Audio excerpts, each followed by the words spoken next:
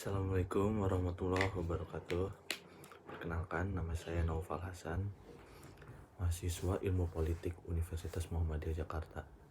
Di sini saya akan mempresentasikan hasil dari presentasi kelompok mata kuliah Pemikiran Politik Islam. Jadi tujuan saya membuat video ini adalah untuk melengkapi tugas UAS Matkul Pemikiran Politik Islam. Oke, pertama-tama saya ingin mengucapkan syukur atas kehadirat Allah Subhanahu wa Ta'ala yang tetap memberi kita kesehatan dan juga keberkahannya. Sekarang saya akan mempresentasikan judul dengan Pemikiran Politik Islam Modern Ali Abdul Rozik dan Mustafa Kemal Atatürk. Oke, jadi pertama-tama saya akan menjelaskan tentang latar belakangnya. Oke, jadi dalam perkembangan peradaban di era modern Islam, dalam dunia pemikiran Islam telah melahirkan para pemikir yang turut mewarnai perkembangan hazanah pemikiran Islam modern, di antaranya Ali Abdul Rozik dan juga Mustafa Kemal Atatürk. Dua pemikir Islam modern ini telah banyak memberikan sumbangsih serta pengaruh terhadap perkembangan pemikiran politik Islam di dunia. Lebih tepatnya itu pemikiran Islam modern gitu, melalui karya-karya yang cukup kritis dan juga cemerlang dalam konteks pembaharuan pemikiran bagi politik Islam di dunia. Konsep pemikiran yang dibawa kedua tokoh ini dapat banyak perhatian dari dunia. Pemikiran modern dengan konsep Islam moderat dalam perspektif politik, hukum, filsafat, dan berbagai keilmuan lainnya.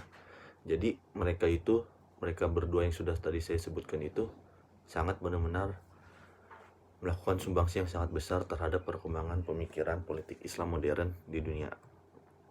Oke, jadi di sini saya itu akan ingin membahas tentang bagaimana sih pola pikir politik Islam modern yang dikembangkan oleh Ali Abdul Rozik dan juga Mustafa Kemal Atatürk. Mungkin teman-teman bertanya, gimana sih cara mereka itu memimpin, atau siapakah Ali Abdul Rozik atau siapakah Kemal Atatürk? Jadi saya di sini ingin mulai membahas pertama-tama secara singkat dulu ya biografi tentang Ali Abdul Rozik. Oke, jadi Ali Abdul Rozik lahir pada tahun 1888 Masehi dan wafat pada tahun 1966 Masehi. Dia itu lahir di daerah Almania, Mesir. Ali Abdul Rozik lahir dari keluarga feodal yang aktif dalam kegiatan politik. Ayahnya adalah seorang gubernur terpandang dan seorang aktivis politik terkenal. Jadi dia itu lahir dari keluarga politisi.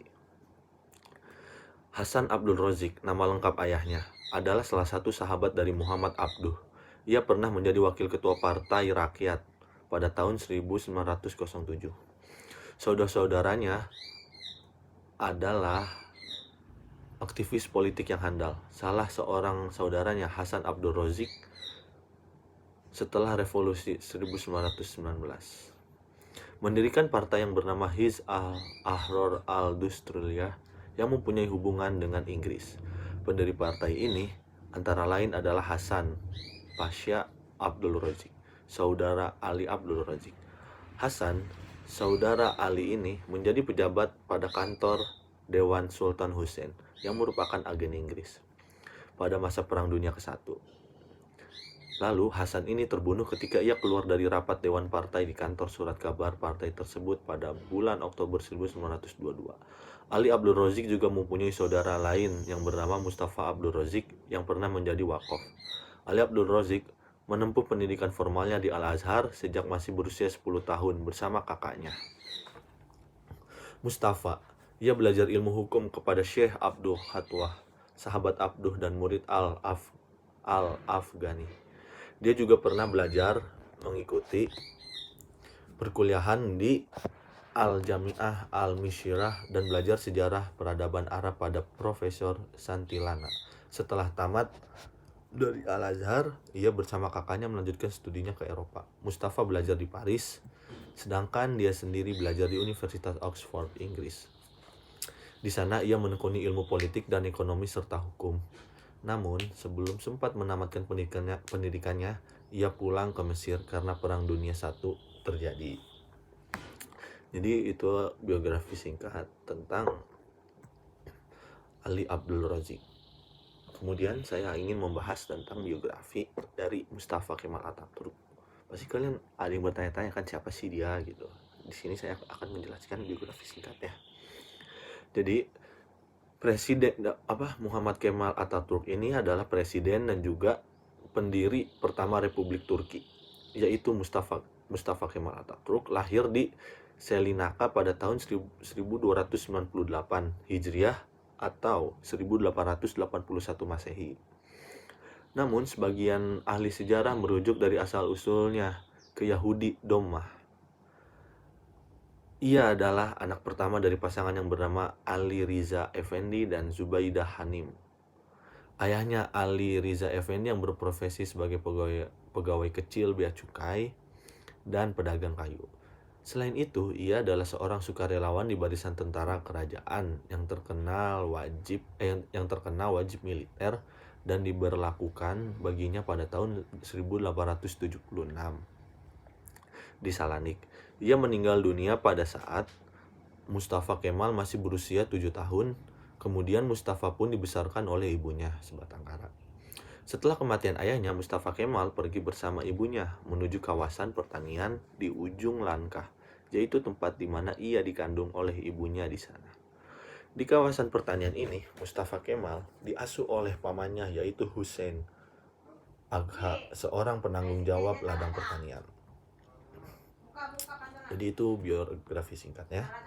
Jadi di sini saya ingin membahas tentang apa sih pemikiran politik Islam dari Ali Abdul Razik. Jadi, pertama-tama, pandangan Muhammad Abduh bahwa dalam Islam tidak ada kekuasaan keagamaan dan bahwa semua rakyat Mesir memikul tanggung jawab yang sama, seperti sama rata, dan mempunyai hak yang sama, baik dalam bidang politik, ekonomi, dan di muka hukum tanpa mempertimbangkan perbedaan agama dan keyakinan seperti yang tertera dalam program Partai Nasional Mesir, serta sikapnya yang reseptif dan akomodatif terhadap peradaban barat mempengaruhi banyak orang. Maka di kalangan sahabat, murid dan pengikut Abduh, perkembangan kecenderungan ke arah nasionalisme dan sekulerisme. Khususnya cendekiawan muslim Mesir yang mengenyam pendidikan barat, diantaranya Ahmad Lutfi Syahid dan juga Ali Abdul Razik. Program sekulerisme barat, terutama ide penghapusan sistem kekhalifahan dalam Islam, merupakan ide Ali Abdul Razik yang spektakuler dalam sejarah modernisme Mesir. Ia seperti Taha Hussein juga mempunyai latar belakang pendidikan barat. Ia berhasil mencerna pemikiran modern untuk memajukan rakyat Mesir. Tema sentral pemikiran Ali Abdul Razik adalah masalah khilafah. Untuk menjelaskan tanggapannya tentang khilafah, Ali Abdul Razik menulis 3 buku yang isinya berkaitan satu dengan lainnya. Buku pertama berjudul Khilafah dan Islam. Isinya membahas tentang pengertian khilafah dan tipologinya, hukum kekhilafahan dan tinjauan sosiologis mengenai khilafah. Buku kedua berjudul Pemerintahan dan Islam. Berisi tentang sistem pemerintahan, periode Nabi, risalah pemerintahan, dan perbedaan risalah pemerintahan, serta perbedaan antar agama dan negara. Sedangkan buku yang ketiga berjudul Khilafah dan Pemerintahan dalam Islam. Isinya menjelaskan tentang asal-usul istilah khilafah dalam Islam. Dalam buku pertama, ia mengawali pembahasan dengan menjelaskan pengertian khilafah. Menurutnya, yang dimaksud dengan khilafah adalah pengganti orang lain, baik karena absennya orang yang digantikan itu karena meninggal dunia maupun alasan-alasan lain.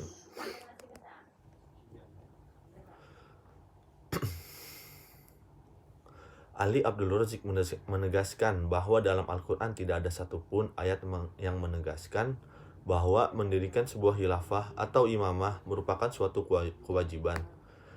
Ia mengkritik Syed Ridho yang mendasarkan alasan tentang kewajiban mendirikan khilafah pada Al-Quran surat An-Nisa ayat 52. Menurut Ali, dasar yang dijadikan oleh Rashid Ridho sama sekali tidak mengandung petunjuk yang dapat dijadikan alasan untuk mengatakan bahwa syariat mengakui eksistensi khilafah sebagai pengganti Nabi dan menempatkan beliau di tengah-tengah kaum muslimin. Kekurangan kejelian para ulama dalam menganalisis fenomena agama dan politik menurut Ali Abdul Razik disebabkan mereka tidak memiliki ilmu politik yang memadai. Mereka lebih cenderung kepada ilmu-ilmu nahu, saraf, dan sejenisnya. Di sisi lain, para cendekiawan muslim dalam beberapa abad terjebak oleh pesona ilmu-ilmu Yunani atau filsafat, sehingga ilmu politik tidak berkembang, dan menurutnya ketika kekhilafahan berkuasa, mempelajari ilmu politik dilarang oleh khalifah karena akan mengganggu eksistensi status quo. Ali juga tidak setuju dengan bentuk khalifah karena nyatanya selama sistem kekhalifahan diberlakukan, yang terjadi adalah kehancuran dan kebobrokan, sehingga selalu memunculkan oposisi dari kalangan umat Islam sendiri. Hampir setiap khalifah meraih kekuasaan dan mempertahankan kedudukannya dengan jalan kekerasan dan fisik. Nah, lalu kita akan membahas pemikiran jadi di dalam pemikiran Ali Abdul Razik itu ada kontroversi. Sebab-sebab kontroversinya itu tidak adanya nas yang Oke, selanjutnya di sini saya akan menjelaskan tentang pemikiran politik Islam modern dari Kemal Atatürk. Jadi, pertama-tama Mustafa Kemal melihat bahwa pemerintahan Turki Utsmani bukan tipe ideal pemerintahan modern. Sultan berkuasa mutlak dan tidak dibatasi oleh hukum. Tidak ada parlemen yang mengontrol kekuasaan sultan. Selain itu, dalam hubungan dengan Barat, Sultan juga tidak berdaya menghadapi kekuatan Barat yang sedikit demi sedikit menguasai kekuasaan Turki Utsmani. Untuk masalah yang pertama, Kemal melakukan gerakan anti pemerintah melalui perkumpulan Fatahnya. Adapun untuk yang kedua, Kemal dengan berani melawan Barat sekutu dan berhasil merebut kembali wilayah kekuasaan Turki dari sekutu. Kemal pun menjadi terkenal di kalangan masyarakat Turki dan dianggap sebagai pahlawan. Ia mendapat dukungan dan simpati dari masyarakat Turki. Untuk masalah yang pertama, Kemal melakukan gerakan anti pemerintah melalui perkumpulan yang tadi itu katanya. Nah, terus pada tahun 1920, Kemal dan kawan-kawannya membentuk Majelis Nasional Agung. Dalam sidangnya di Ankara, majelis sepakat memilih Kemal menjadi ketuanya. Inilah awal langkah Kemal menjadi seorang presiden untuk melakukan upaya-upaya pembaruan yang telah lama dicita-citakannya. Posisi Kemal semakin kuat dan akhirnya dunia internasional pun mengakui eksistensi Kemal Atatürk sebagai penguasa Turki. Dalam sidangnya yang pertama, Majelis Nasional Agung memutuskan hal-hal penting, yaitu yang pertama, kekuasaan tertinggi berada di tangan rakyat Turki. Yang kedua, perwakilan rakyat tertinggi berada di tangan Majelis Nasional Agung. Lalu yang ketiga, Majelis Nasional Agung berfungsi sebagai lembaga legislatif dan eksekutif sekaligus. Tugas pemerintahan dilakukan oleh majelis negara yang anggotanya dipilih dari Majelis Nasional Agung. Ketua Majelis Nasional Agung, terus yang kelima, Ketua Nasional Agung merangkap jabatan sebagai Ketua Majelis Negara. Dalam pemikiran Kemal, Turki Utsmani tidak maju karena terdapat hubungan yang erat antara Islam dan negara. Penguasa Utsmani waktu itu menggunakan dua gelar sekaligus untuk kekuasaannya, yaitu gelar khalifah untuk kekuasaan agama dan gelar sultan untuk kekuasaan politik. Bagi Kemal, ikut campurnya Islam dalam berbagai lapangan publik, termasuk politik, telah membawa kepada kemunduran Islam. Kemal membandingkan bahwa Barat berani meninggalkan agama dari lapangan politik dan melakukan sekularisasi sehingga melahirkan peradaban yang tinggi. Karena itu, kalau Turki mau maju dan modern, tidak ada jalan lain kecuali meniru Barat dengan melakukan sekularisasi juga. Masyarakat Turki harus diubah menjadi Barat. Kemenangan tentara Mustafa Kemal pada Agustus 1922 menandai berakhirnya Perang Turki dan berdirinya Republik. Sebagai realisasi dari gagasannya, di bawah kepemimpinan Kemal, Republik baru memulai serangkaian reformasi radikal yang berfungsi untuk mengubah Turki menjadi negara sekuler modern. Nah, lalu kebijakan-kebijakan dari Kemal Atatürk itu adalah pertama, penghapusan khalifah dan juga mengganti Turki Utsmani dengan Republik Turki modern. Seperti yang sudah disebutkan di atas, Hal pertama yang dilakukan oleh Kemal adalah menghapus jabatan sultan sebagai pemegang kekuasaan politik pada 1922 dan ini disetujui oleh Majelis Nasional Agung. Selanjutnya pada Oktober 1923 terjadi perubahan mendasar dalam pemerintahan Turki. Majelis Nasional Agung memutuskan Turki sebagai negara republik. Meskipun masih tetap mencantumkan Islam sebagai agama negara, namun demikian konsep ini menjadi dualisme kepentingan dalam negara Turki, yaitu presiden sebagai penguasa eksekutif tertinggi dan khalifah sebagai pemegang kekuasaan spiritual. Masalahnya adalah bahwa khalifah di sini masih dipahami sebagai pengertian lama, yakni kepala negara juga. Ini yang menimbulkan kerancuan, sehingga akhirnya Kemal berpendapat bahwa jabatan khalifah juga harus dihapuskan. Karena Mustafa Kemal memandang bahwa keberadaan khalifah yang menjadi peninggalan sejarah seperti itu akan mengancam kedaulatan nasional republik yang baru berdiri. Kelompok ini menganggap usulan untuk menjadikan khalifah sebagai pemimpin agama internasional sebagai sesuatu yang tidak mungkin. Karena menurut kelompok ini, institusi kekhalifahan bukanlah institusi yang benar-benar islami, melainkan penyesuaian dari pemerintahan kesultanan. Lalu yang selanjutnya itu, dalam prinsip sekulerisme jelas bahwa Kemal tidak menginginkan agama masuk ke dalam wilayah publik.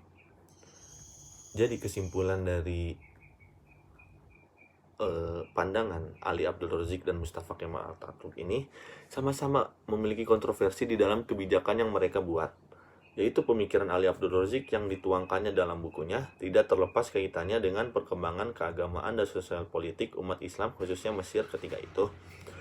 Pemikirannya kontroversial dipengaruhi daripada sistem liberal barat yang telah menyentuh banyak aspek, khususnya aspek pendidikan dan cara berpikir Ali Abdul Razik, di mana ia pernah belajar di negara barat. Demikian pula dengan perubahan-perubahan yang sedang terjadi dalam berbagai aspek kehidupan umat Islam.